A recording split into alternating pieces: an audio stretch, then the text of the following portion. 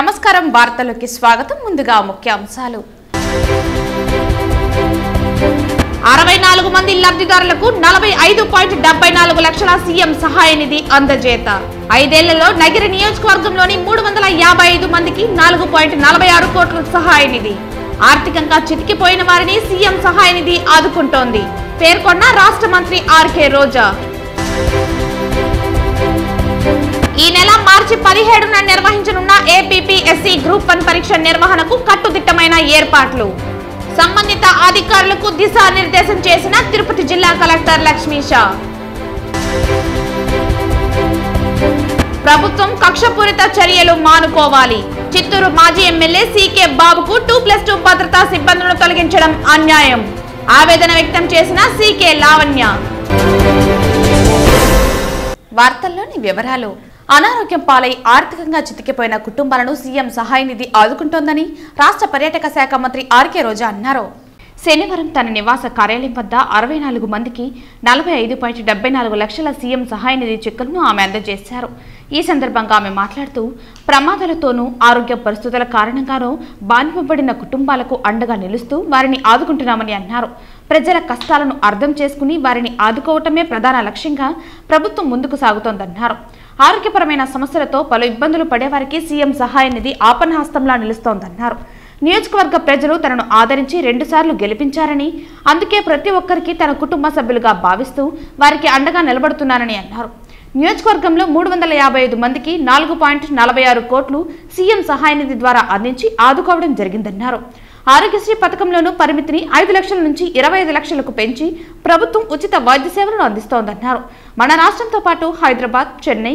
బెంగళూరులోని super speciality హాస్పిటల్స్లోనూ Aarogyasri పథకంలో ఉచితంగా వైద్యం చేసుకునే అవకాశాన్ని ప్రభుత్వం కల్పించిందన్నారు ప్రతి ఒక్కరూ ఆరోగ్యశ్రీ కార్డును ఉపయోగించుకోవాలంటూ సేవలపై అవగాహన కల్పించారు బాధిత కుటుంబ సభ్యులు మాట్లాడుతూ ఆర్థికపరమైన ఇబ్బందులతో సతమతమవుతున్న తమకు మంత్రి ఆర్కే రోజా సహకారం అందిస్తూ ఆదుకుంటున్నారని ఆనంద బాష్పాలు రాల్చారు ఇప్పటి వరకు జరిగిన వాటికి ఈ సీఎం రిలీఫ్ ఫండ్స్ ఇస్తూ భవిష్యత్తులో ఆరోగ్యశ్రీలో ఉన్న వాటికి సీఎం రిలీఫ్ ఫండ్ చెక్స్ ఇవ్వము ఖచ్చితంగా మంచి హాస్పిటల్స్ మన రాష్ట్రంలోనే కాకుండా అటు హైదరాబాద్ ఇటు చెన్నై అటు బెంగళూరులో కూడా సూపర్ స్పెషాలిటీ హాస్పిటల్స్లో ఈ ఆరోగ్యశ్రీ కింద చేసుకునే అవకాశాన్ని కల్పించారు సో ఆ యాప్ ఉంది టోల్ ఫ్రీ నంబర్ ఉంది వాటిని డౌన్లోడ్ చేసుకొని ఏదైనా బాగాలేనప్పుడు నాణ్యమైన వైద్యాన్ని ఫ్రీ ఆఫ్ కాస్ట్తో తీసుకోమని ప్రతి ఒక్కరిని కూడా మనస్ఫూర్తిగా కోరుకుంటూ ఈరోజు మీరు చూస్తే ఇప్పటి వరకు దాదాపుగా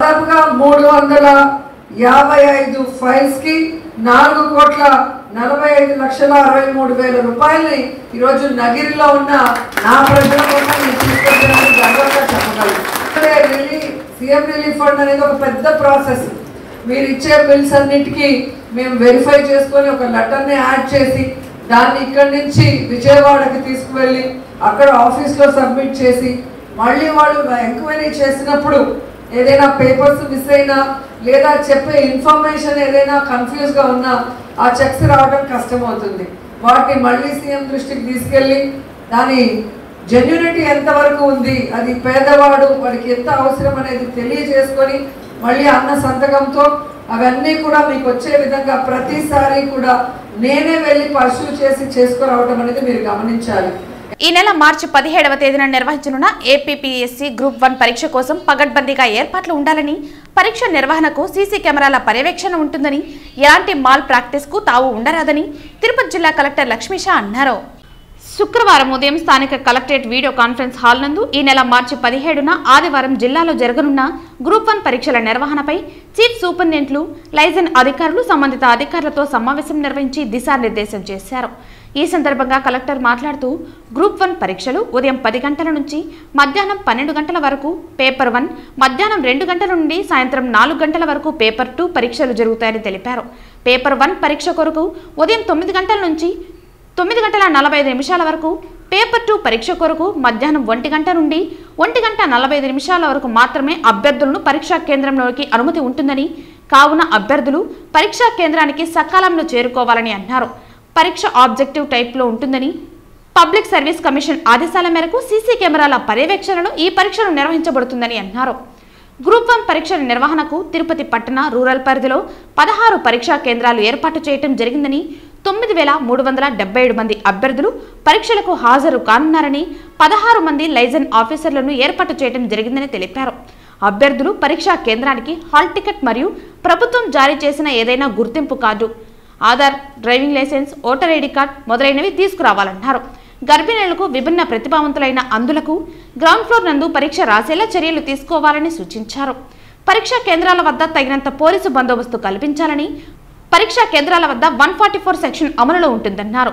జిల్లాలో జరగబోయే ఏపీపీఎస్సీ గ్రూప్ 1 పరీక్షలకు హాజరవుతున్న అభ్యర్థులు ఏదైనా సమాచారం కొరకు కంట్రోల్ రూమ్ నంబర్లు 9000665565 మరియు 9676928804 ఫోన్ ద్వారా సంప్రదించవచ్చునని, పరీక్ష మొదలైనవి దగ్గరుంచి పూర్తయ్యేంత వరకు పరీక్షా కేంద్రాల నుంచి అభ్యర్థులు బయటకు వెళ్లేందుకు అనుమతి లేదని తెలిపారు. పరీక్షా కేంద్రాల వద్ద తాగునీరు, ఓఆర్ఎస్, మెడికల్ కిట్తో పాటు మెడికల్ క్యాంపు ఏర్పాటు చేయాలని వైద్య శాఖ అధికారులకు విద్యుత్ అంతరాయం లేకుండా చూడాలని విద్యుత్ శాఖ వారిని ఆదేశించారు. జిల్లాలో గ్రూప్ 1 పరీక్షలు ప్రశాంతంగా పగడ్బందీగా నిర్వహించి విజయవంతం చేయాలని కలెక్టర్ ఆదేశించారు. ఈ కార్యక్రమంలో DRO Penchala Kishore, RGO Tirupati Nishant Reddy, liaison అధికారులు, పరీక్షా కేంద్రాల చీఫ్ సూపరింటెండెంట్లు తదితరులు పాల్గొన్నారు. నీటిపారుదల సౌకర్యం బాగుంటేనే వ్యవసాయ రంగం బాగుంటుందని తిరుపతి జిల్లా కలెక్టర్ లక్ష్మీష అన్నారు. శనివారం ఉదయం స్థానిక కలెక్టరేట్లోని సమావేశ మందిరం నందు జిల్లా కలెక్టర్ ఆధ్వర్యంలో జిల్లా వ్యవసాయ సలహా మండలి సభ్యులు, అనుబంధ శాఖల అధికారులతో కలిసి జిల్లా వ్యవసాయ సలహా మండలి సమావేశం నిర్వహించారు. ఈ సమావేశంలో రైతు భరోసా కేంద్రాలు, రైతులకు వ్యక్తిగత వ్యవసాయ పనిముట్లు, రాయితీపై, రైతు భరోసా కేంద్రాల ద్వారా విత్తనాల సరఫరా తదితర అంశాలపై విశదంగా చర్చించారు. ఈ సందర్భంగా జిల్లా కలెక్టర్ మాట్లాడుతూ నీటిపారుదల సౌకర్యం బాగుంటేనే వ్యవసాయం రంగం బాగుంటుందని తెలిపారు. జిల్లాలో నీటిపారుదల సమస్య పరిష్కార దిశగా ప్రభుత్వ సహకారంతో తెలుగంగ ద్వారా నీటి సదుపాయాన్ని రైతులకు అందేలా చూడగలిగామని తెలిపారు. జిల్లాలో కాలువలు, చెరువులు ఆక్రమణకు గురవుతున్నాయని, ఈ ఆక్రమణను ఆపగలిగితే పంటలను బాగా పండించవచ్చునని అన్నారు. కావున జిల్లాలో నీటిపారుదల సౌకర్యాన్ని పెంచుకోవాల్సిన అవసరం ఎంతైనా ఉందని తెలిపారు. వ్యవసాయం అనేది నిరంతర ప్రక్రియ అని, రైతు భరోసా కేంద్రాల స్థాయి నుంచి జిల్లా స్థాయి వరకు అగ్రికల్చర్ అడ్వైజర్ బోర్డు మీటింగ్లో వ్యవసాయానికి సంబంధించిన చర్చలు జరిగినప్పుడు ఆ అంశాలను ప్రభుత్వం దృష్టికి తీసుకువెళ్లడం వలన రైతుల సమస్యలను తగ్గించవచ్చునని తెలిపారు. అనంతరం వ్యవసాయ అధికారి మాట్లాడుతూ రబీ 2023-24లో 73,534 మంది రైతులకు 20,29,009 ఎకరాలలో ఈ క్రాప్ నమోదు పూర్తయిందని అన్నారు. మిచాంగ్ తుఫాన్ వలన నష్టపోయిన రైతులకు 80% సబ్సిడీపై విత్తనాలు సరఫరా చేయడం జరిగిందని తెలిపారు. రైతులకు అవసరమైన పురుగుల మందులను ఇండెంట్ పెట్టిన 48 గంటల్లోపు వారి ఇంటి వద్దకే ఏపీ సీడ్స్ ద్వారా సరఫరా చేయడం జరుగుతుందని తెలిపారు. చిట్టుమూరు, వాకాడు, కోట కోడూరులో నీటి ఎద్దడి ఉన్న మండలాలలో రాష్ట్ర ప్రభుత్వం సహకారంతో నీటిపారుదల సౌకర్యం కల్పించిన జిల్లా కలెక్టర్కి జిల్లా వ్యవసాయ అధికారి ధన్యవాదాలు తెలిపారు. ఈ కార్యక్రమంలో సంబంధిత జిల్లా అధికారులు వారి శాఖల ద్వారా అమలయ్యే పథకాల గురించి సలహాలు, సూచనలు ఇవ్వటం జరిగింది. ఈ సమీక్షలో జిల్లా ఉద్యాన శాఖ అధికారి దశరథరామిరెడ్డి, జిల్లా సిరికల్చర్ అధికారి గీతారాణి, మైక్రో ఇరిగేషన్ శాఖ అధికారి సతీష్, వ్యవసాయ సలహా మండలి సభ్యులు, అనుబంధ శాఖల అధికారులు తదితరులు పాల్గొన్నారు. ముఖ్యంగా ఆర్గానిక్ ఫార్మింగ్ గురించి చాలా ముఖ్యమైన మాటలు చెప్పారు. అది కూడా చాలా అవసరం. మనము ఒక ప్రొడక్టివిటీ ఇవన్నీ చూసుకుంటుంటే హెల్త్ కూడా అంతే ఇంపార్టెంట్. ఇప్పుడు మీకు తెలిసే ఉంది, జంక్ ఫుడ్ కన్నా ఈ millet foods becoming more costly because health concern అందరికీ తెలుస్తూ ఉంది. మనం దాంట్లో కూడా ఇన్నోవేట్ చేయాల్సిన అవసరం ఉంది. విజయనగరంలో we started millet project. Millet even పప్పాడు, చెక్కలి, ఈవెన్ చాక్లెట్ కూడా చేసాము. రాగి చాక్లెట్ కూడా చేయడం మొదలు పెట్టాము. సో అలా ఇక్కడ కూడా కొన్ని ఇన్నోవేషన్ చేయాల్సిన అవసరం ఉంది. అంటే ఉత్సాహము, మీ ఇనిషియేషన్ చూసుకుని చాలా ఆనందంగా ఉంది. మేము కంటిన్యూ చేసుకుంటూ మన జిల్లాని మంచి ఆదర్శప్రాయంగా నిలుపుతామని సందర్భంగా భావిస్తాం. చిత్తూరు మాజీ ఎమ్మెల్యే సీకే బాబు వ్యక్తిగత సిబ్బందులను తొలగించడంతో ప్రభుత్వం కక్షపూరిత చర్యలు మానుకోవాలని సీకే లావణ్య తమ ఆవేదన మీడియాకు తెలియపరిచారు. ప్రభుత్వం కక్షపూరిత చర్య మానుకోవాలని సీకే బాబుకు 2+2 భద్రతా సిబ్బందులను తొలగించడం అన్యాయమంటూ సీకే లావణ్య అన్నారు. గత 30 సంవత్సరాలుగా ప్రజల్లో మమేకమై సీకే బాబుకు భద్రతా సిబ్బంది తొలగించడం విషయంలో సీకే లావణ్య ఆగ్రహం వ్యక్తం చేశారు. గత కొద్ది సంవత్సరాలుగా తాను ప్రజల్లో మమేకమై లేక ఇప్పుడు ప్రజల్లో తిరుగుతున్న సమయంలో భద్రతా సిబ్బందులను తొలగించడం అన్యాయమన్నారు. గతంలో సీకే బాబు మీద అనేక మార్లు దాడులు జరిగాయని, అందులో కూడా భద్రతా సిబ్బందులు 2 చనిపోవటం జరిగిందన్నారు. వైసీపీ ప్రభుత్వం సీకే బాబు టీడీపీ పార్టీకి మద్దతు తెలపడం వల్ల కక్షపూరిత చర్య విధంగా చేయటం అన్యాయమని, ఇలాంటి హీయమైన చర్యలను ప్రజలే గుర్తించి గుణపాఠం చెప్పే రోజులు ఉన్నాయన్నారు. వైసీపీ ప్రభుత్వం చిత్తూరు ఎస్పీ సీకే బాబుకు ఏదైనా జరిగిందో ప్రభుత్వమే బాధ్యత వహించాలంటూ సీకే లావణ్య అన్నారు. మరి నిన్న ఆల్ ఆఫ్ సడన్ సీకే బాబు గారికి ఉన్న ప్రత్యేకమైన భద్రతను తొలగించడం జరిగింది. నలుగురున్నారు, 2+2 ఉన్నారు. సో నలుగురిని కూడా తొలగించడం జరిగింది. సో ఇప్పుడు ఎలక్షన్స్ తరుణంలో ప్రజలతో మమేకమయ్యే ఏ నాయకుడికైనా కూడాను, ఎస్పెషలీ ప్రజా జీవితంలో ఇంత సుదీర్ఘకాలం పనిచేసిన వ్యక్తికి ప్రజలతో మమేకమైనప్పుడు ఖచ్చితంగా ఒక భద్రత అయితే ఉండాల్సిన అవసరం ఉంది. మేము ప్రభుత్వానికి మరి ఎస్పీ గారికి కూడా మీ ద్వారా మీడియా ద్వారా రిక్వెస్ట్ చేస్తున్నాము. ఖచ్చితంగా మీరు తిరిగి సీకే బాబు గారికి భద్రత కల్పించాలని కోరుకుంటా ఉన్నాం. వాళ్ళు దాదాపు 7-8 టైమ్స్ ఎక్కువ 9 సార్లు సీకే బాబు గారి పైన హత్యా ప్రయత్నాలు చేయడం కూడా జరిగింది. సో ఆ నిందితులందరూ కూడా లోపల ఉన్నారు. కేసు కూడా కొంచెం జరుగుతూ ఉంది. అట్లాంటి సందర్భంలో ఇప్పుడు ఎలక్షన్స్ టైంలో మళ్ళీ ఆయన ప్రజలతో చాలా దగ్గరగా మూవ్ అవుతూ ఉన్నారు. అంటే ఆయన్ని ప్రజల దగ్గరికి పోవడానికి అడ్డంకిలాగా ఇప్పుడు ఇది కల్పించడం జరిగింది, తీసేయటం జరిగింది. సో దాన్ని తిరిగి పునరుద్ధరించి ఎస్పెషలీ ఇంకా కూడా కొంచెం ప్రొటెక్షన్ ఇస్తే మాకు బాగుంటుంది అని తెలియజేస్తాను. ఒకవేళ మాకు ఏదైనా జరిగినా, మా కుటుంబానికి కానీ సీకే బాబు గారికి కానీ ఏదైనా జరిగినా కూడా అది ప్రభుత్వానిదే బాధ్యత అవుతుంది. సో తప్పకుండా దయించి మాకు ప్రత్యేకమైన భద్రతను తిరిగి కల్పించాలని కోరుకుంటా ఉన్నాం. సో మీడియా ద్వారా అట్లే ప్రజలందరికీ కూడా తెలియజేస్తా ఉన్నాం, ఇట్లాంటి సంఘటనలు జరగటం మంచిది కాదు.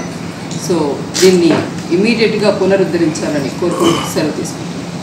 సీఎం క్యాంపు కార్యాలయంలో ముఖ్యమంత్రి వైఎస్ జగన్ సమక్షంలో వైఎస్ఆర్ కాంగ్రెస్ పార్టీలో చిత్తూరు జిల్లాకు చెందిన మాజీ ఎమ్మెల్సీ ఎన్నపల్లి శ్రీనివాసులరెడ్డి చేరారు. 2011-2017లో ఈస్ట్ రాయలసీమ నుంచి 2 సార్లు గ్రాడ్యుయేట్ ఎమ్మెల్సీగా శ్రీనివాసులరెడ్డి ఎన్నికయ్యారు. ఈ కార్యక్రమంలో వైఎస్ఆర్సీపీ రీజనల్ కోఆర్డినేటర్ మిథున్ రెడ్డి, వైఎస్ఆర్సీపీ నేతలు మురళీధర్, రఘునాథ్ రెడ్డి, బాలకృష్ణారెడ్డి, డాక్టర్ జగదీశ్వర్ రెడ్డి, విష్ణు తదితరులు పాల్గొన్నారు. జనసేన పార్టీ 11వ ఆవిర్భావ దినోత్సవ వేడుకలు తిరుపతి రూరల్ మండల జనసేన పార్టీ అధ్యక్షులు వెంకట్రాయల్ ఆధ్వర్యంలో ఘనంగా నిర్వహించారు. జనసేన పార్టీ 11వ ఆవిర్భావ దినోత్సవ వేడుకలు తిరుచనూరు గ్రామ పంచాయతీలో ఆ పార్టీకి చెందిన కార్యకర్తలు, నాయకులు ఘనంగా జరుపుకున్నారు. పార్టీ ఆవిర్భావ దినోత్సవం పురస్కరించుకుని రూరల్ అధ్యక్షులు వెంకట్రాయల్ ఆధ్వర్యంలో కేక్ కట్ చేసి ఘనంగా నిర్వహించారు. ఈ సందర్భంగా జనసేన పార్టీ రూరల్ మండల అధ్యక్షులు వెంకట్రాయల్ మాట్లాడుతూ, రానున్న రోజుల్లో జనసేన పార్టీ చంద్రగిరి నియోజకవర్గంలో టీడీపీతో కలిపి ఉమ్మడి ప్రభుత్వం తప్పకుండా స్థాపిస్తామని ధీమా వ్యక్తం చేశారు. అదేవిధంగా పార్టీ అధ్యక్షులు పవన్ కళ్యాణ్ 11 సంవత్సరాలుగా పార్టీ కోసం, ప్రజల కోసం అహర్నిశలు కష్టపడుతూ పనిచేస్తున్నారని తెలిపారు. ఈ కార్యక్రమంలో జనసేన పార్టీ తిరుపతి రూరల్ ఉపాధ్యక్షులు ప్రతాప్ రెడ్డి, జనరల్ సెక్రటరీ రంజిత్, జన సైనికులు చిన్ని, ఈశ్వర్, వేలు తదితరులు పాల్గొన్నారు. ముందుగా మీడియా సోదరులందరికీ కూడా పేరు పేరున నమస్కారాలు. ఈరోజు జనసేన పార్టీ 11వ ఆవిర్భావ దినోత్సవ సందర్భంగా చంద్రగిరి నియోజకవర్గం తిరుచానూరు నందు కేక్ కటింగ్ కార్యక్రమం అయితే చేయడం జరిగింది. ఎంతో ఉత్సాహంతో ఉరకలేస్తున్న యువత ఈరోజు జనసేన లాంటి ఒక నీతి నిజాయితీ గల పార్టీ, ఒక నీతి నిజాయితీ గల నాయకుడి వెంట నడవడానికి మేమందరం చాలా సంతోషిస్తున్నాం. రాబోయేది ఖచ్చితంగా ఒక మంచి ప్రభుత్వం, దాంతో జనసేన ఒక మంచి భాగస్వామ్యం అవబోతోంది. ఈ మంచి ప్రభుత్వంలో జనసేన టీడీపీ కలిసి రానున్న రోజులు జనాలందరికీ మంచి జరగాలని ఈ చంద్రగిరి నియోజకవర్గంలో ఉమ్మడి అభ్యర్థి అయినటువంటి పులివర్తి నాని అన్నగారిని బలపరుస్తూ జనసేన తరఫున మేమందరం కూడా పూర్తి మద్దతు టీడీపీకి తెలిపి ఈ 11వ ఆవిర్భావ నెక్స్ట్ 12వ జనసేన పార్టీ ఆవిర్భావ సభ ఇంకా బలంగా చేసుకుంటామని ఎంతో ఉరకలెత్తున్న ఉత్సాహంతో పాటు ప్రతి ఒక్క మీడియా సోదరుడు తెలియజేస్తున్నాగా జనసేన పార్టీ లాంటి నీతి నిజాయితీ గల పార్టీలో కొత్త ఉరకలెత్తున ఉత్సాహాలు కూడా జాయిన్ అవుతున్నారు. మంచి ప్రభుత్వం అయితే రాబోతోంది. ప్రతి ఒక్కరికి కూడా పేరు పేరున ధన్యవాదాలు తెలుపుకున్నాను. తిరుమల శ్రీవారి సన్నిధి హిమాలయాలను తలపిస్తున్నాయి. ఉదయమైతే సూర్యుడు బగబగా మండుతున్న వేళ సప్తగిరులను మంచు దుప్పటి కప్పేసింది. వేడి పవనాలు వీచే సమయంలో ఒక్కసారిగా తిరుమల కొండంతా చల్లగా మారింది. ఓవైపు చల్లటి గాలులు, మరోవైపు తెల్లటి పొగమంచుతో కూడుకున్న తిరుమల వాతావరణం భక్తుల మనసుకు ఆహ్లాదాన్ని అందిస్తోంది. తిరుమల మొదటి, రెండవ ఘాట్ రోడ్లలో భారీగా మంచు కురుస్తోంది. తిరుమలలో చలి తీవ్రత అధికంగా ఉంది. ఈ నేపథ్యంలో తిరుమల శేషాచల కొండలు పొగమంచుమయంగా మారింది. మంచు కారణంగా రోడ్లపై వాహనాలు సైతం సరిగ్గా కనిపించని పరిస్థితి నెలకొంది. ప్రధానంగా ఘాట్ రోడ్డులో వెళ్లే సమయంలో జాగ్రత్తలు తీసుకోవాలని అధికారులు సూచిస్తున్నారు. ఈ ఆహ్లాదకర వాతావరణాన్ని భక్తులు తమ చరవాణిలో బంధించేందుకు ఆసక్తి చూపిస్తున్నారు.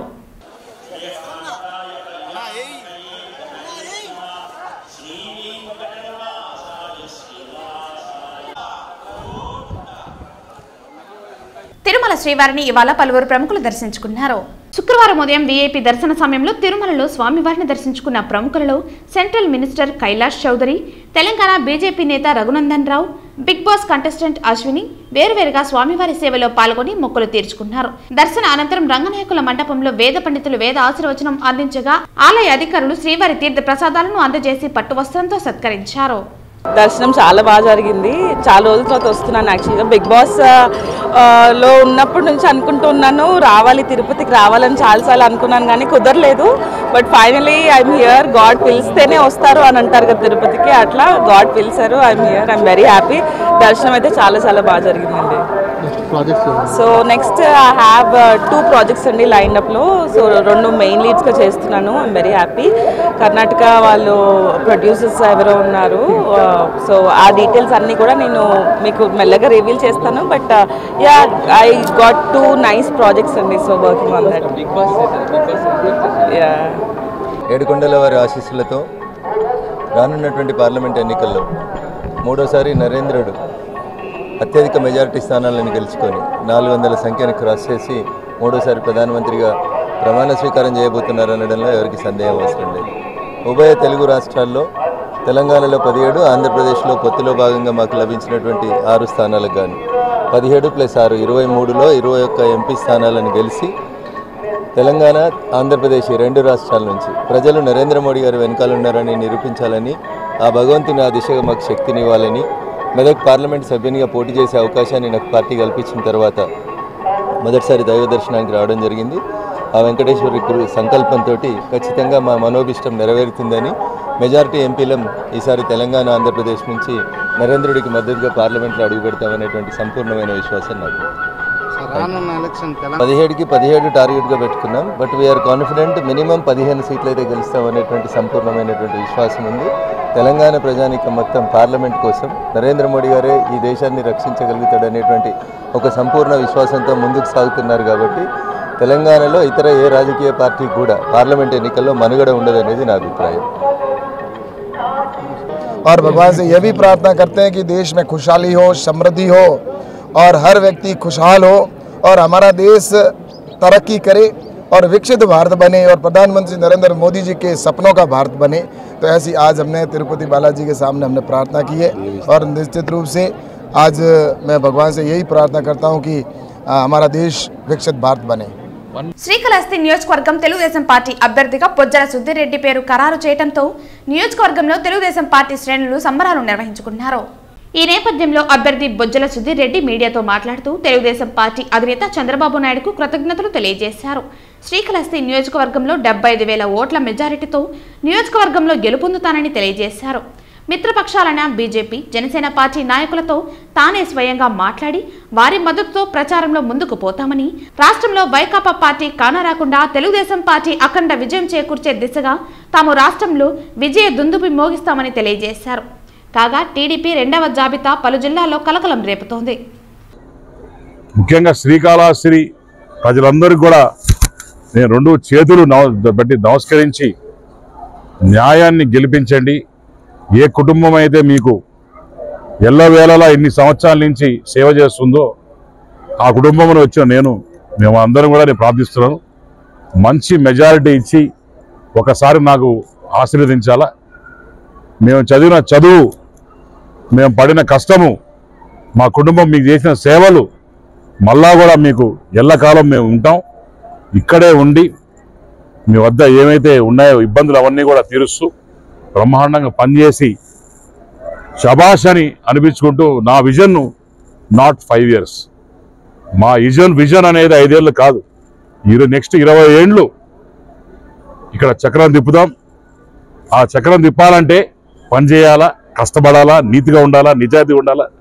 అవన్నీ కూడా మిమ్మల్ని మెప్పులు పొంది నెక్స్ట్ 20 ఏళ్ళు కూడా ఇక్కడ కష్టపడి పనిచేసి అందరినీ దగ్గర తీసుకొని పోతామని తెలియజేసుకుంటూ, అలానే మిత్రపక్షాలని ఎవరైతే మరి ఆనందం ఉన్నాడో, అలానే జనసేన పార్టీ ఎవరైతే వినుతం ఉందో, ఎందుకంటే వాళ్ళు కూడా ఒక ఎక్స్పెక్టెడ్ కన్సల్టెడ్ క్యాండిడేట్స్ కాబట్టి, గౌరవనీయులు కాబట్టి వాళ్ళందరినీ కూడా నేనే దగ్గరికి వెళ్ళి వాళ్ళతో మాట్లాడుకొని ఏ రకంగా ముందుకు పోవాలి, ఏ రకంగా ఈ జగన్మోహన్ రెడ్డి ప్రభుత్వాన్ని అలానే ఇక్కడున్న మధుసూదన్ రెడ్డిని ఏ రకంగా మరి అంతం చేయాలి, వీళ్ళు చేసిన అరాచకాలు ఏ రకంగా పబ్లిక్లో తీసుకుపోవాలి అనే దాని మీద చర్చించి మరొక అందరం కలిసి ఒక ప్లాట్ఫామ్ ఏర్పాటు చేసుకొని మా బలాలు బలహీనతలు గురించి చర్చించి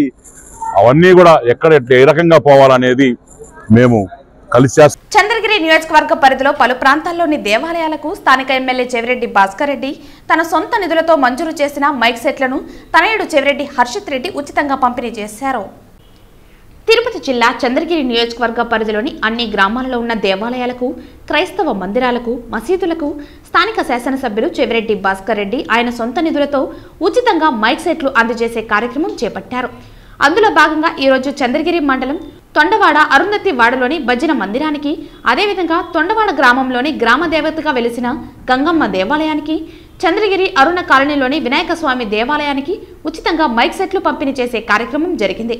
ఈ కార్యక్రమానికి స్థానిక శాసనసభ్యులు చెవిరెడ్డి భాస్కర్ రెడ్డి తనయుడు చెవిరెడ్డి హర్షిత్ రెడ్డి హాజరయ్యారు.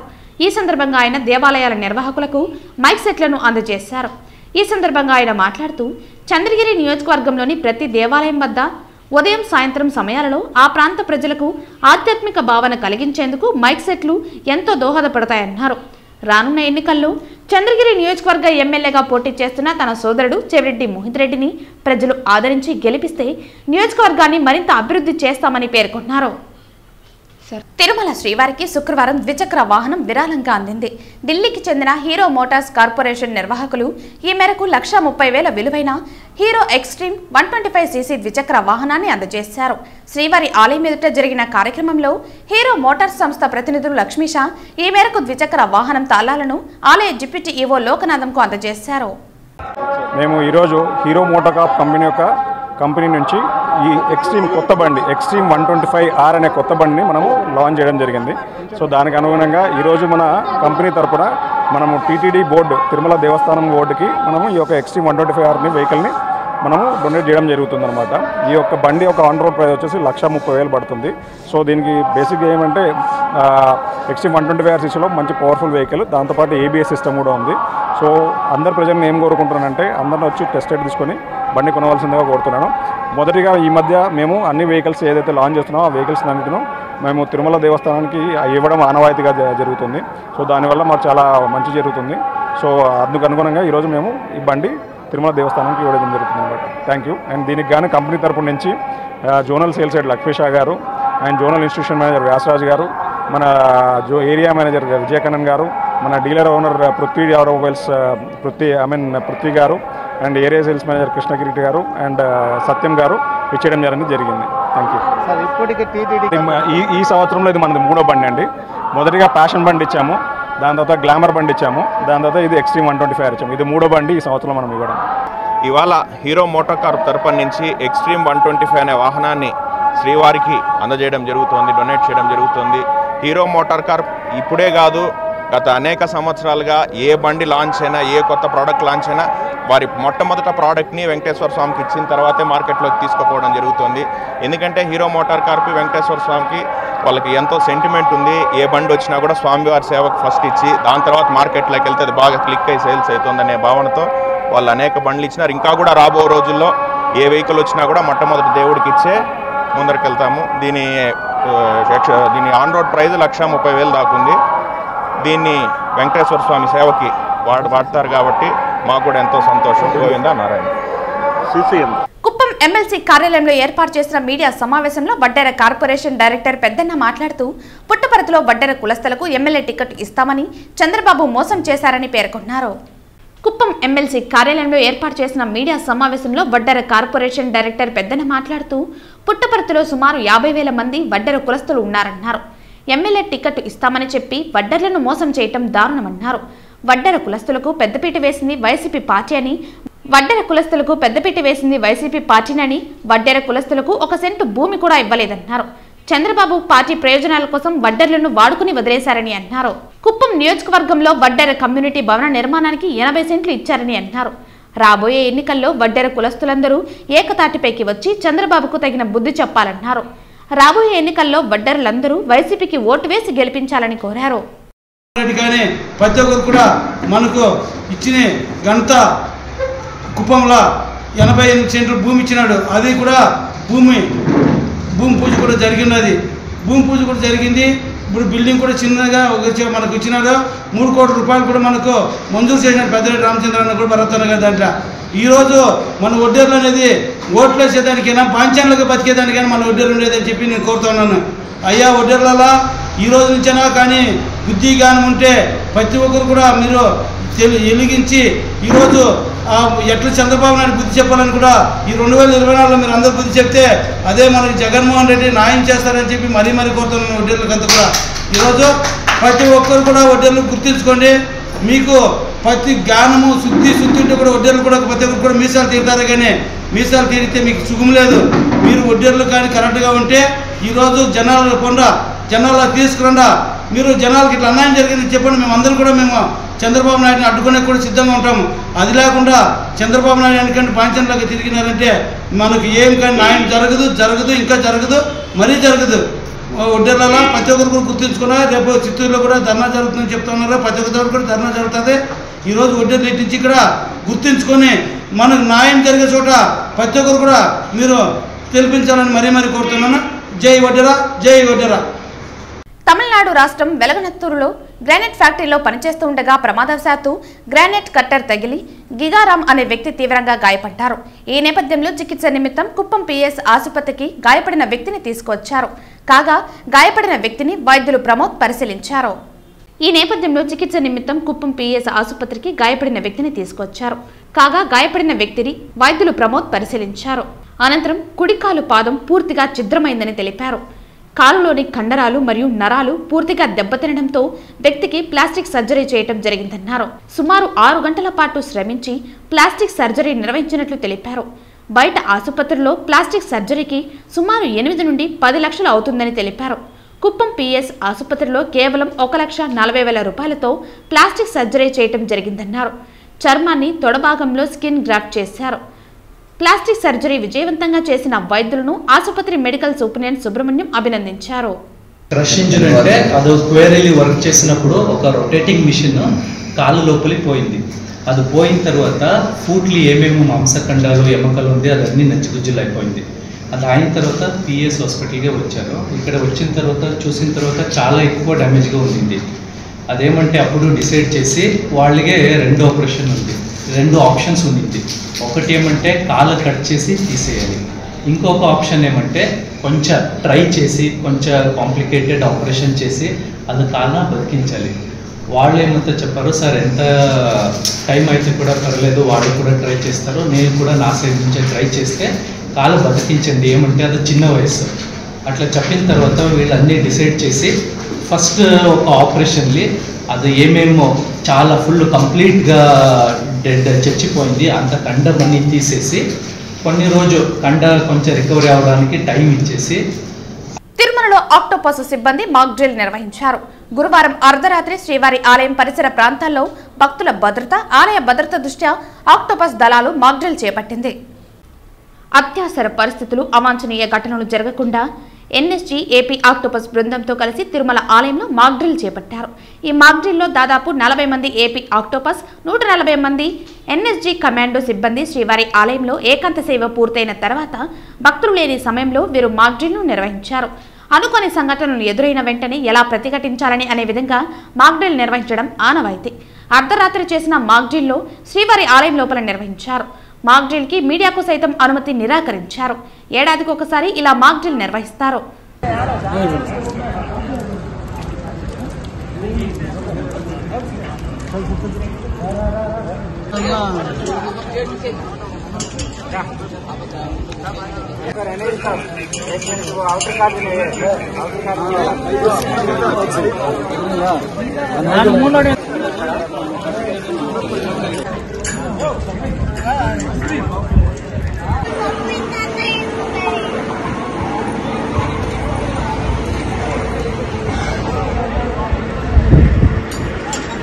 వార్తలు ముగించే ముందు ముఖ్యాంశాలు మరోసారి. 64 మంది లబ్ధిదారులకు 45.74 లక్షల సీఎం సహాయ నిధి అందజేత. 5 ఏళ్లలో నగిరి నియోజకవర్గంలోని 355 మందికి 4.46 కోట్ల సహాయ నిధి. ఆర్థికంగా చితికిపోయిన వారిని సీఎం సహాయ నిధి ఆదుకుంటోంది పేర్కొన్న రాష్ట్ర మంత్రి ఆర్కే రోజా. ఈ నెల మార్చి 17న నిర్వహించనున్న ఏపీపీఎస్సీ గ్రూప్ 1 పరీక్ష నిర్వహణకు కట్టుదిట్టమైన ఏర్పాట్లు. సంబంధిత అధికారులకు దిశానిర్దేశం చేసిన తిరుపతి జిల్లా కలెక్టర్ లక్ష్మీషా. ప్రభుత్వం కక్షపూరిత చర్యలు మానుకోవాలి. చిత్తూరు మాజీ ఎమ్మెల్యే సీకే బాబుకు 2+2 భద్రతా సిబ్బందులను తొలగించడం అన్యాయం. ఆవేదన వ్యక్తం చేసిన సీకే లావణ్య. ఈ వార్తలు ఇంతటితో సమాప్తం. తిరిగి వార్తల్లో మళ్ళీ కలుద్దాం. అంతవరకు సెలవు. నమస్కారం.